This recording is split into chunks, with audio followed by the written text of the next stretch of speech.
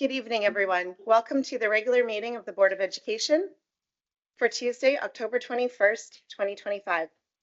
I would like to start out by reminding everyone that this meeting will be live streamed.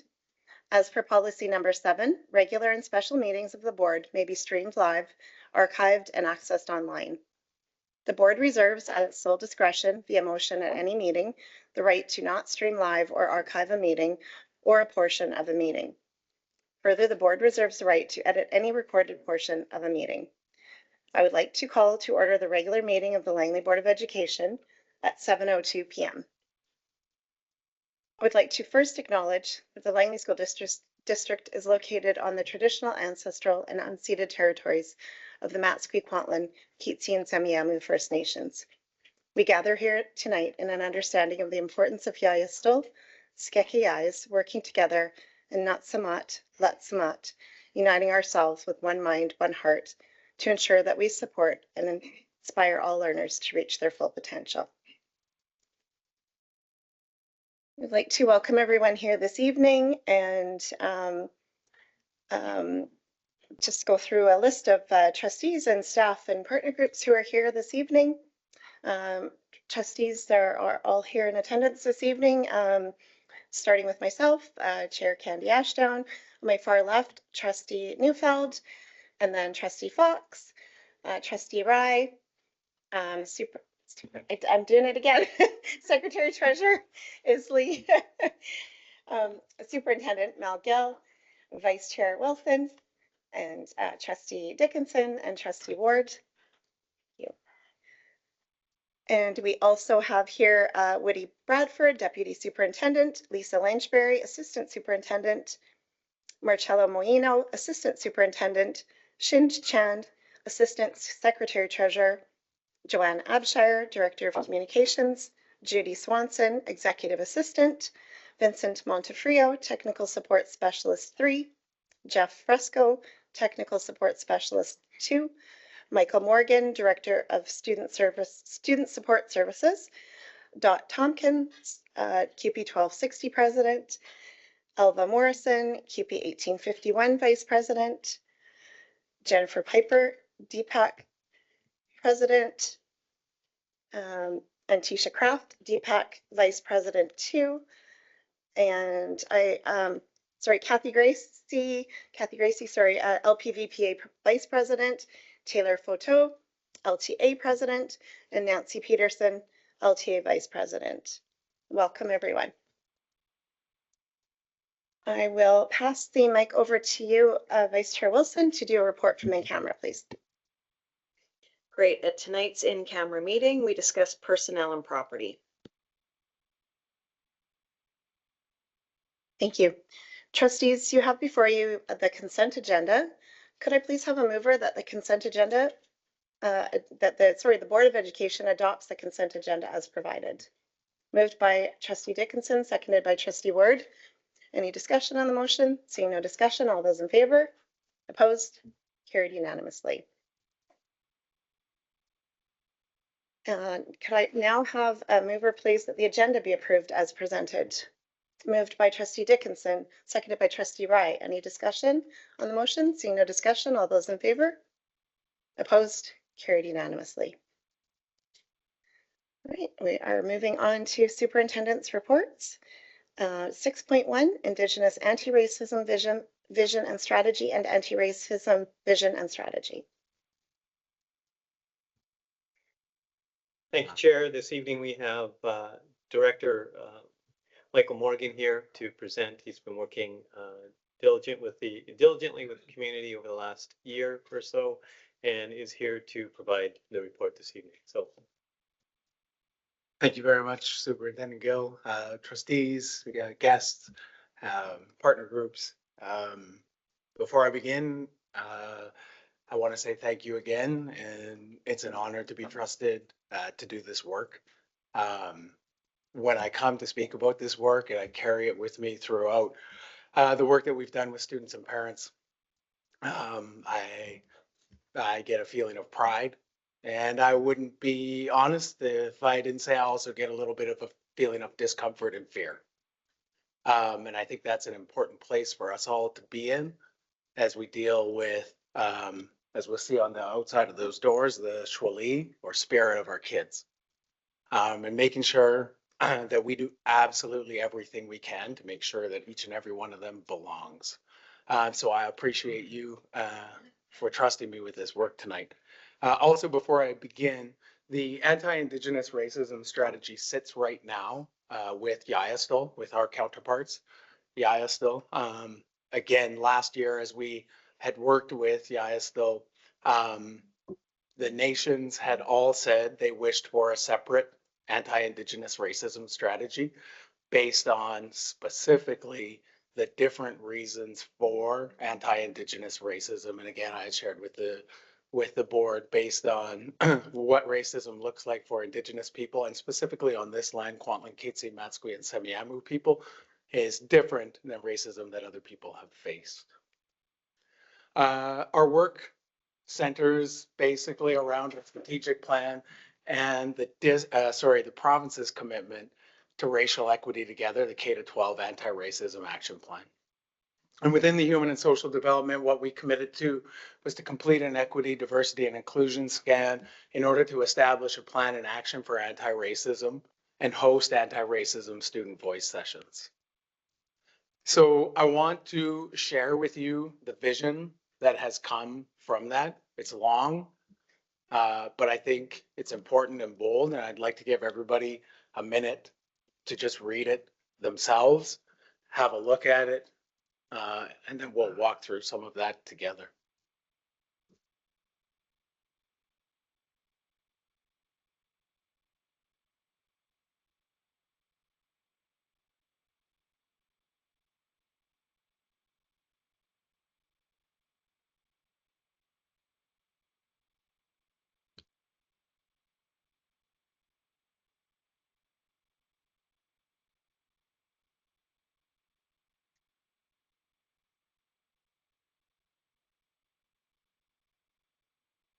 Forward and come back. I want to talk specifically about othering and ask everybody to be a little bit vulnerable. You don't have to say anything, but to put yourself in a place of othering. And to take some time for us not only to think what that is, but to feel what that is. We've all experienced, every one of us, no one's escaped that human experience of being othered. And we really want to talk about othering and belonging specific to racism. So a sociological concept refers to the process of marginalizing individuals or groups by defining them as different or inferior to the dominant social group. It involves creating boundaries that separate us from them from us, and often leading to discrimination and prejudice. This phenomenon is central to various societal issues, including racism, sexism, and homophobia. Some people, like myself, I've been very fortunate in life. I have never experienced any of those. So what does belonging look like? And I go back to these two things are so incredibly important, because when we talk about othering, belonging is the antidote to othering. A powerful vision for creating a world where every person is seen, valued, and empowered.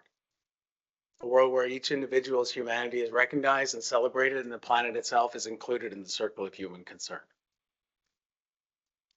Really big aspirational stuff that our students are asking for us to make happen. I want to share a little bit of a journey that the district has gone through in regards to truth and reconciliation and how this ties here. The district is one of the first districts to commit to recognizing Orange Shirt Day, commit to truth and reconciliation between itself and the Indigenous community. And as one of those events, a former trustee, Cecilia Ricci, had worked and brought Roy Henry Vickers, celebrated artist. And Roy came and Roy spoke specifically about belonging and specifically about what it meant to belong as an Indigenous man. And he flipped everything on its head, and he shared with us that Roy's mom was a non-Indigenous woman in his community. And he shared how his community created, and he did this, a belonging so big that my mother was able to lead, was empowered, and thrived inside of that community. And he said, that's the vision. He said, my mother, as a non-Indigenous woman in my First Nations community, a belonging so big was created for her. He said she had many gifts, and those gifts were empowered. So going back to the belonging as an antidote for othering, we often talk about Ensoling Our Schools. We talk about Kevin Lamoureux, and he shares with us, this is what it looks like to belong. When kids walk into a classroom or you walk into a place and they do this. So this idea, I've asked everyone to recognize where was it I was othered. So just take 15 seconds, 20 seconds. Where is it that you walk into? Who is it that you're with? Where you walk in and say, all the guards come down. And we all have that. And those are the environments for which we're creating for our students that we've been asked to create. And Kevin speaks about this specifically through Ensoling Our Schools. We have this model. Kevin has come and spoke, and he was definitely one of the people who created the Ensoling Our Schools model where we take from. And so we met with students, Bacau Consultants worked with us. So our secondary schools did an amazing job of gathering students who had experienced racism, maybe not in our school district, but in the community. And we were not present as school staff. The consultants were there so that there was a layer of separation between, and then they fed us back this report. So this report is unique in two significant ways. One, all the proposals are from students. So it's student voice, grades 9 to 12 of racialized students. But also I think one of the things I'm very proud of is we began with the assumption that there are gaps in our district that need to be addressed. We didn't question the stories. We said, okay, what you're telling us, this is true, and we'll work to make it better. So without having to have students re-traumatized and re-experience some negative things that had happened, we said, what are the solutions that you could present? And here's what they presented to us. The first priority for students is anti-racist curriculum, instruction, and resources. Many students spoke specifically about the curriculum that exists based on the work that FNASC and the province have done together about Indigenous people in British Columbia and the mandatory curriculum. They noticed that.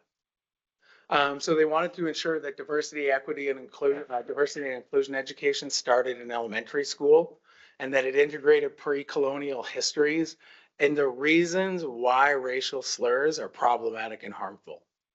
They said, we're experiencing this, and non-racialized students are experiencing this at a really young age, based on things that parents might not have any control over, such as social media. So if we don't teach them, the outside world will. And they said that needed to start in elementary school. They've asked for us to continue to incorporate diverse authors and non-European cultures into the classroom, and then introduce guidelines for teaching culturally specific content. So what does it look like to teach about a specific group? It's easy to talk about a group who is other. It's really hard to talk about a group when someone from that group is sitting in that classroom. And we've heard that from Indigenous students who have experienced that. The second priority for them was enhanced cultural celebrations. They were very, can't say very enough about this, appreciative of having district-wide racial, cultural, and ethnic diversity events such as Black Excellence Month, Diversity and Respect Week. They said, we notice this, we like it. Can we be a part of making it better? This was their third priority, responding to racist acts. They wanted specifically clear goals, proactive processes, and transparent communication. They told us we need to promote the existing resources for reporting incidents of racism and discrimination, and they wanted us to establish anonymous reporting channels within our district. And their fourth priority was to hire diverse staff. I think it's a testament to the people who work and have worked in our district. that specific names were mentioned over and over again by students saying, when so-and-so talks to me, I see myself. I wish to be a principal. I wish to be an Aboriginal support worker. I wish to be a teacher because of. So that the racial diversity of our community and our children is reflected in the student population. So those were the 4 priorities. Here are the actions that we've already started for 2025, 2026. The first is communicate that vision. The vision's important. That's where we're going. To rights, students, rights holders, partner groups, and the Langley community. This is the first place that we've brought it to as the board. The second action is to reassemble the students to provide guidance in those 4 specific areas. So we will be asking now schools to bring back some of the students have left us and gone on to bigger and better things. I don't know if I can say better things, but bigger, different things, other things than us. They've successfully completed their time with us. They will have those students choose which of the 4 areas they wish to focus on, and they will be able to help us better understand what does done look like from their lens, and then allow us to see if our actions are supporting students' life in real time. And I do want to share quickly work that's already gone into their 3rd priority, responding to racist acts. So right now, the ministry released this document last year.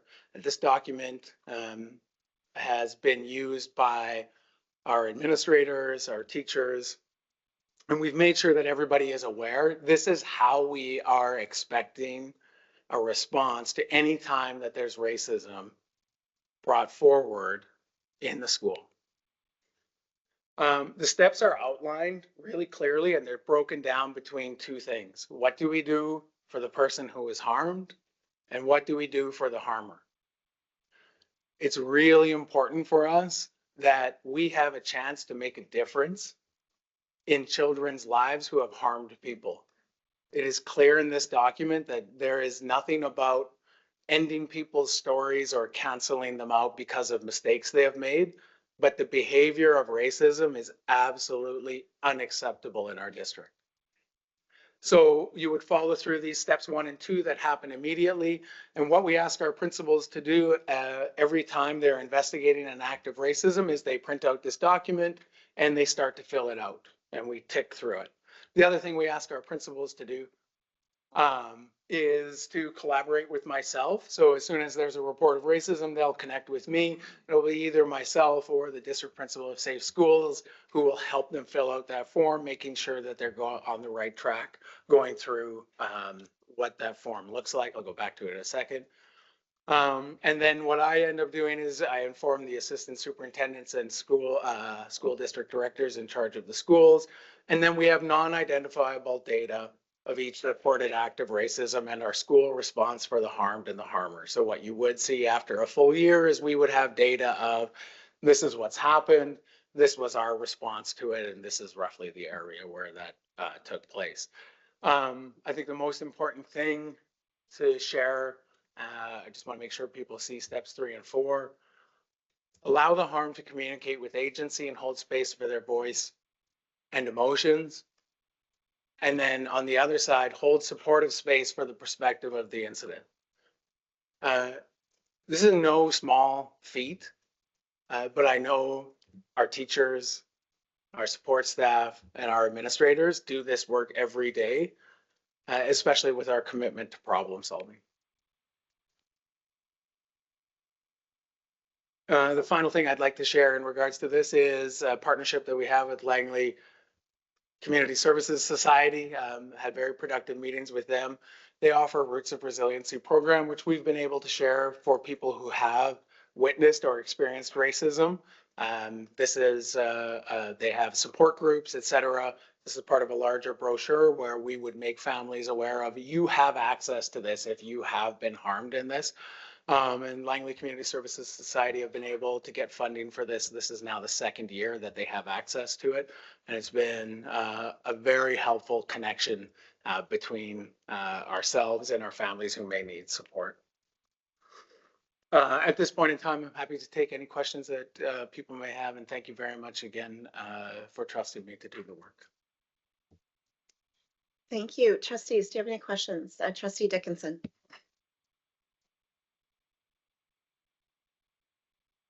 Thank you so much for all your work on this very important issue. I have a kind of a curiosity of where we're at / comment / request. So you mentioned that one of the requests from students was to have teachers teach why specific slurs are problematic, which I personally believe is one of like the biggest parts of ending racism and anti-racism teaching. And I love to hear that the students are recognizing that and identifying that as a big need. Where I'm feeling like there may be, we kind of think of how to word this. Teachers aren't necessarily equipped to deal with this topic in regards to today's standards of language, and it is a very delicate line to, especially if you are a cis white person. It's a really difficult topic to approach and to navigate with these kids and to be culturally sensitive and do all the things right. So I'm wondering if we've got some teacher resources that are going to be going out, some extra training opportunities for, you know, the most up-to-date language. So that's kind of part one. And then the other part would be teaching teachers how to deal with that via the ELL perspective. Because we've got all these diverse learners and some which don't speak English as a first language. And when you start using the N word, for example, a lot of our ELL students don't actually know what the N stands for. And so then they are having other students have them say it because they think it's funny to parrot bad words, but they don't actually know what it means. So just all the parts of learning and how to teach these things with these diverse communities and make sure that it is all as modern and up-to-date language as possible. Does that make sense? Certainly, yeah. What can we do? I think first and foremost around the teacher education, teacher training, we have guidelines, guideposts in the 9th standard that currently exists around Indigenous education. By no means do I want to say racism against Indigenous people is the same as racism against other people, but the 9th standard really calls on teachers to examine their relationship. There's a pathway using the 9th standard. And again, I go back to here, working with instructional services and the students coming together. What is the best training? How do we get this information out to our staffs via instructional services? I think the important part, before I go into the question around ELL learners or people whose English may not be a strong command, is we're in a really privileged position to do this work. The kids don't want us to be perfect. They want us to try. And I understand how hard that is. I'll share a personal experience, and then this is where I say, yeah, as teachers, we gotta be brave. For a long time, I stopped going golfing.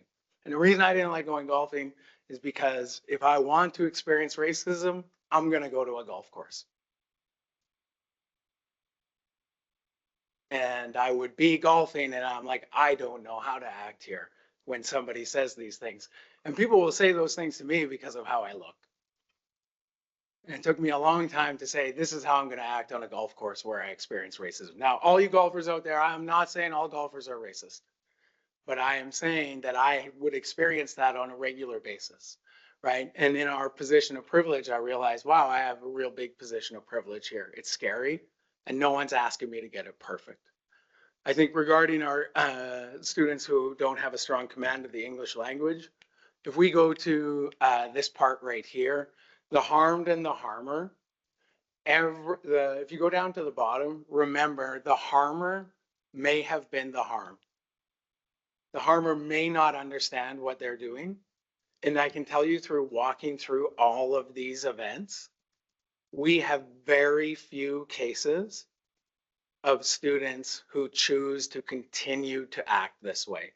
When they are made aware of what their impact has on other people, people whose language isn't English, they have a really strong understanding of what it is to be othered in British Columbia. Now, thankfully for us, we have some really strong commitment to supporting people who are coming here without the English language. But I think that part for me is the most important part. The kids aren't expecting us to get it perfect. Other people might be, but the kids are expecting us to try. I hope I've done my best to answer that question in full transparency. It's a lot of work. Thank you. Vice Chair Wilson. Great, thank you for that presentation. I like seeing, the steps we're taking and movement we're making. And, I think back to years ago when the curriculum first changed and, the calls to action came and everything was happening. And I know a lot of teachers that I had talked to at the time had said, I can't teach this, I can't do this because I'm afraid I'll get it wrong. And that was just a big thing at the time. And they came to the realization that, as long as your intentions are right, you're moving in the right direction. And so I'm glad to see that we're still moving that way. But I think it's important, and I just want to talk about the vision and strategy and who's involved in creating the vision and strategy. And I just think that it's so important that we have a large Indigenous voice in that. And we have such a huge group of Aboriginal support workers that we're so lucky to have in this district. And so is the main, table of who's creating this done by Indigenous people? And are we having extra supports or providing any more resources of getting more Aboriginal support workers in schools to help with some of the teaching that's going on? Or Again, this one is completely as separate to anti-Indigenous racism, which is sitting with YSL, and I know Colleen Hanna would be happy to speak to where they're at with that. okay. And again, that's sitting directly with the Four Nations and Waichia and the Lower Fraser Valley Aboriginal Society. Okay. When we made the decision at their direction to separate it, we were talking about, okay, yeah, we understand how that looks very, very different. And so it's sitting at that level of Okay. governance.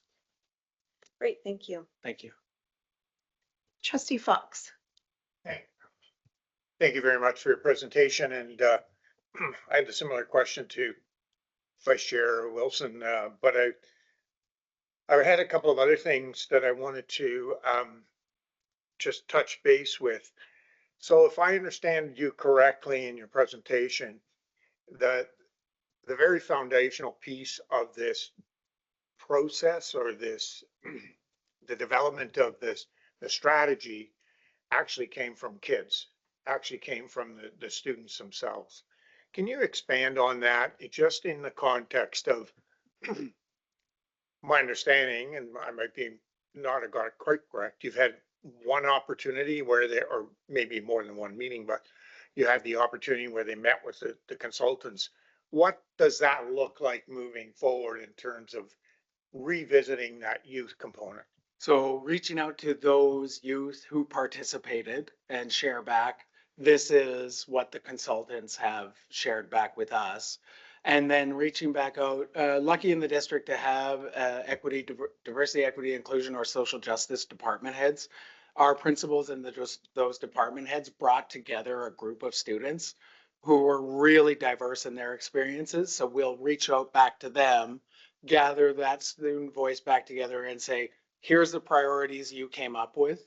We'll even walk some of them through back. They did a really interesting brainstorming experience of how could you make things worse? And in the beginning, they were all like, what? But it was well done. The consultants asked them, how would you make things worse? And then let's flip it, come up with the most important idea. And then they were all given an economy. They were given $100 to spend on the various ideas that everyone had come up with. And then the consultants gathered all that information together. So the plan is to invite everybody back and then say, which one are you most interested in? And then as the district staff are working alongside regular check-ins with those students to say, do we have this right? And what does done look like?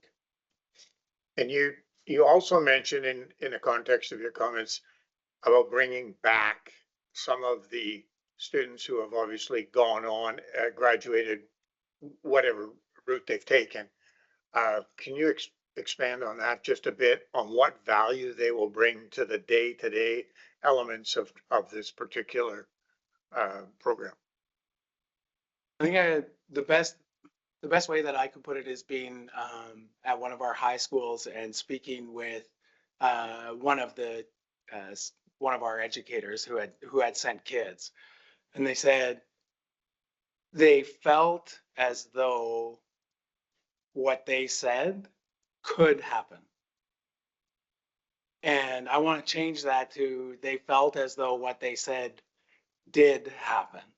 And so I think having kids who are young adults who have left the system, they're going to have that extra year of I've been out, I've been somewhere else, I may have seen other things, but I want them to know that they played a pivotal role in driving us where we need to go. And how often will that happen? Once a year? Do you see that? The idea would be 3 times throughout the year. So we have a chance at the end of the year to come together, regular touch-in points, June being the end of the year, with the students who wish obviously to participate on a voluntary basis. Thank you. So you mentioned Project Resilience, but you had a slide there with the Langley community resources.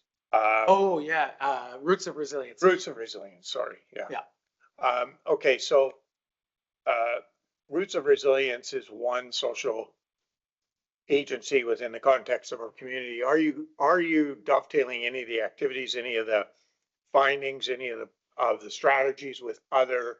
I'm thinking about some of the other Encompass or any of the other social service agencies, nonprofits, whatever you want to call them.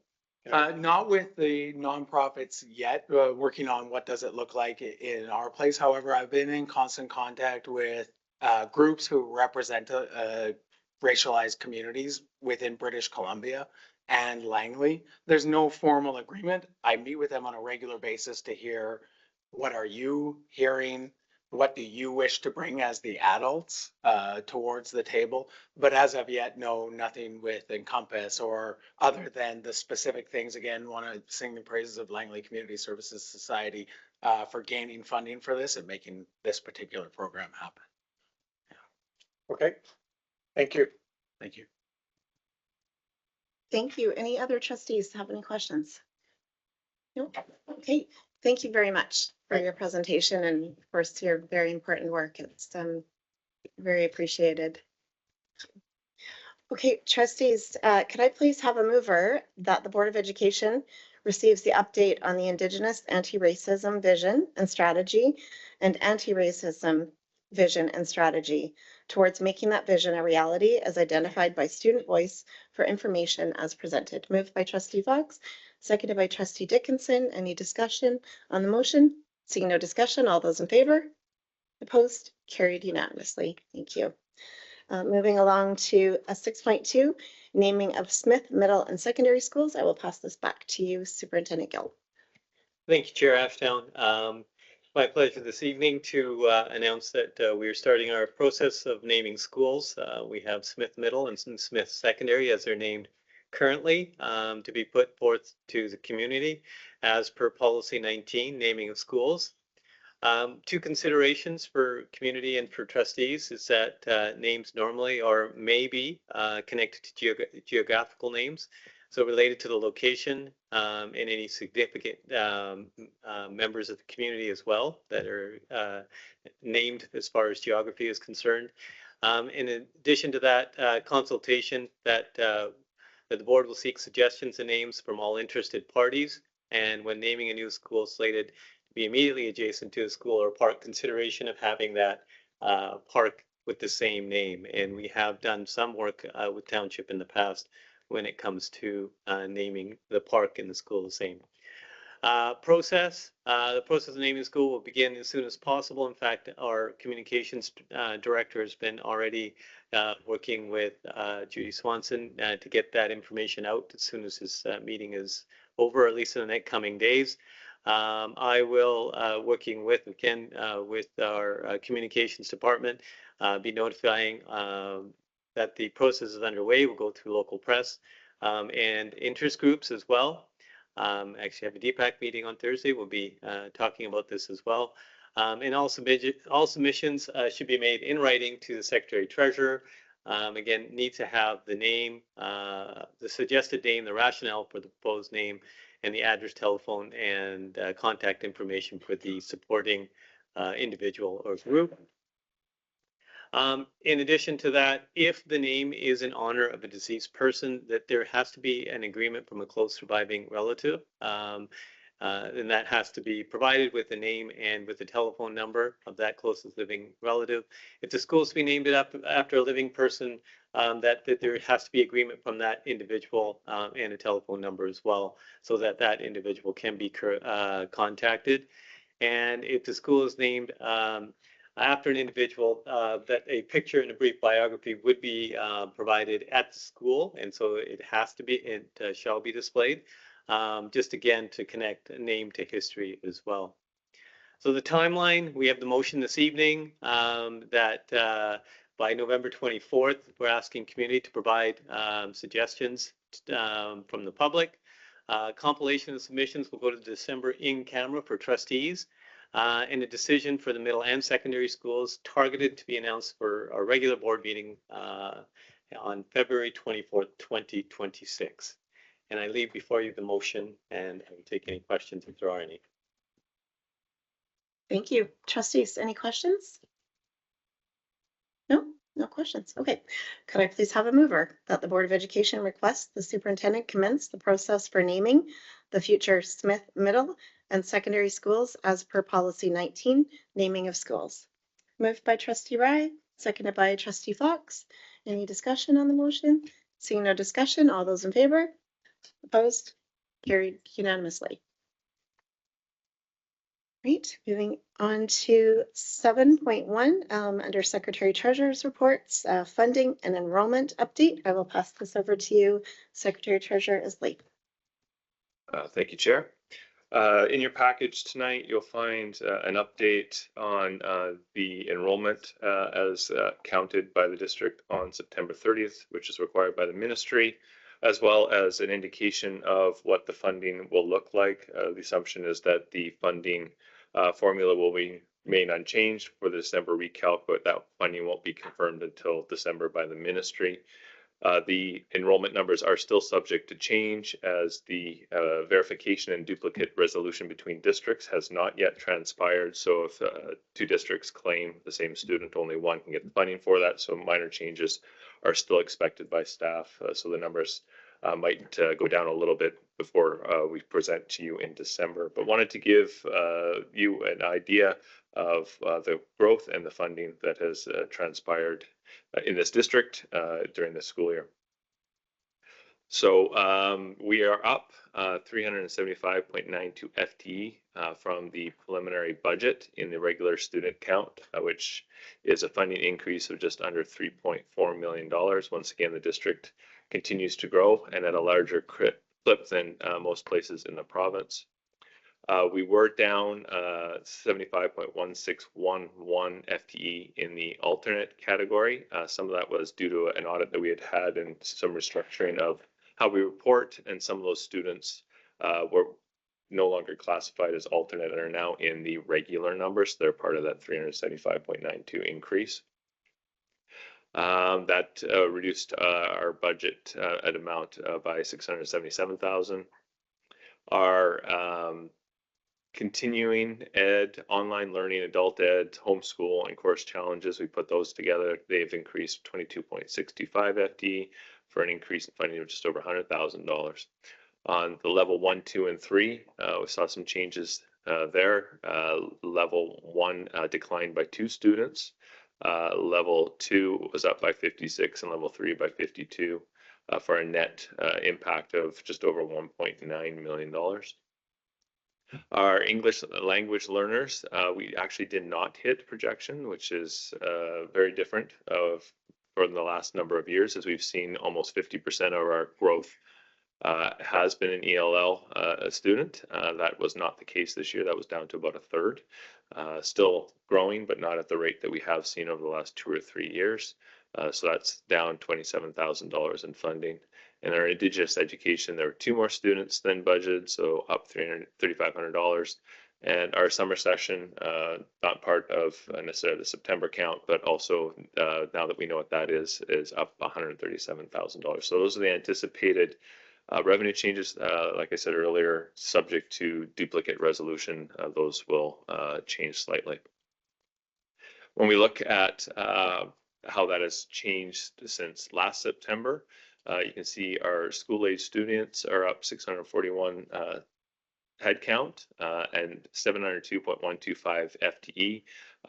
For grades 10, 11, and 12, the district is funded based on block funding. Everything other than that is on a headcount basis, so there is a different number for that. This has been one of the larger jumps in FTE, so students are taking more courses this year than they were last year at those grade levels.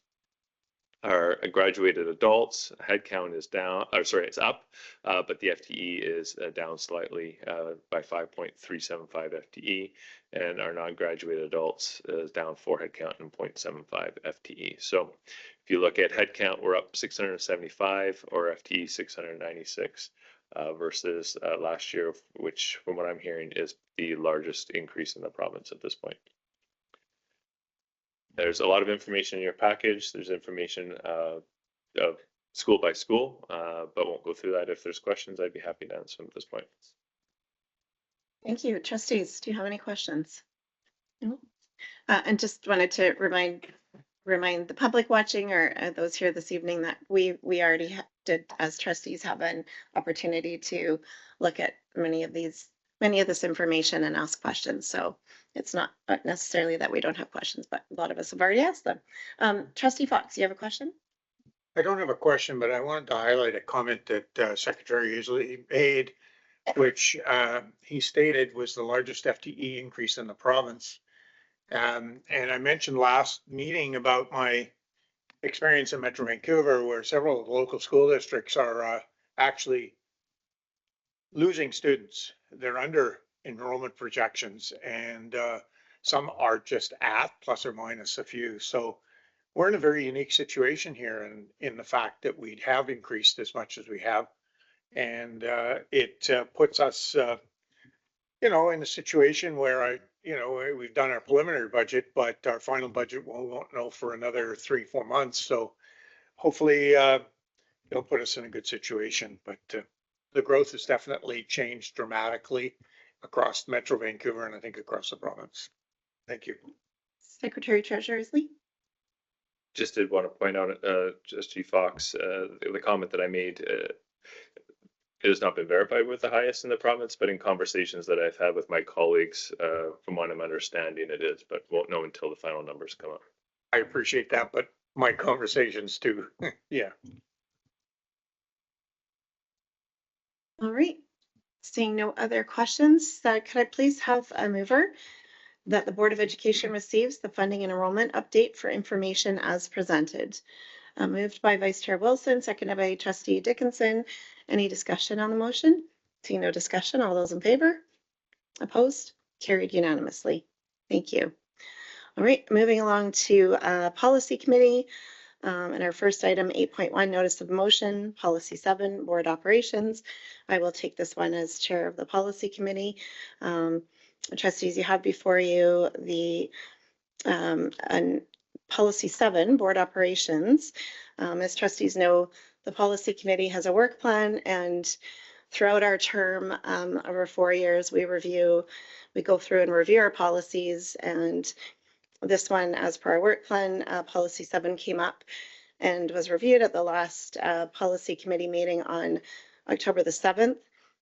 Staff made suggestions that in order to remove the duplication of listing of meals and overnight allowance amounts in both policy 7 as well as the administrative procedure 513 travel expense to make the amendment. So that is the only amendment on policy 7. That's on page 11. So that's about all I have to say, but so I'd like to make a motion, and then we can open it up if you have any questions, but I would like to move that the Board of Education serves notice of motion to the district's education community and its education partner groups that it intends to adopt the revisions to policy 7, board operations, at the December 16th, 2025 regular board meeting. And do I have a seconder? Seconded by Trustee Dickinson. Okay, any discussion on the motion? Nope.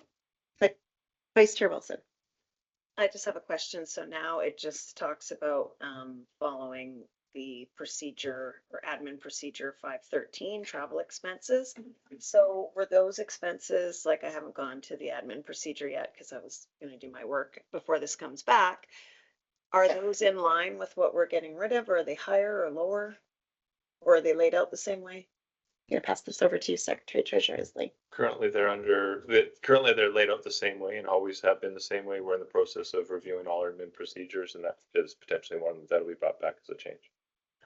Thanks. Okay. Any other questions, trustees? No? Okay. Could I please have a show of hands? All those in favor? Opposed? Carried unanimously. Thank you. And then our next item, policy committee, is board advocacy influence plan. This has been worked over the past year by the policy committee.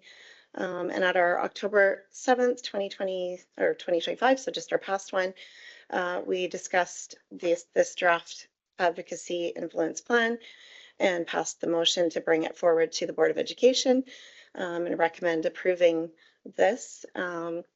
And this is something that we haven't had in the past. And so I'm very excited to bring this forward, and I look forward to hearing if the board supports this and has any concerns. And so I'm going to, I will make a motion. I would like to move that the Board of Education approves the annual advocacy / influence plan as presented. And do I have a seconder? Seconded by Trustee Ward. Yeah, you can second it. Yeah, okay. All right, so any discussion on the motion?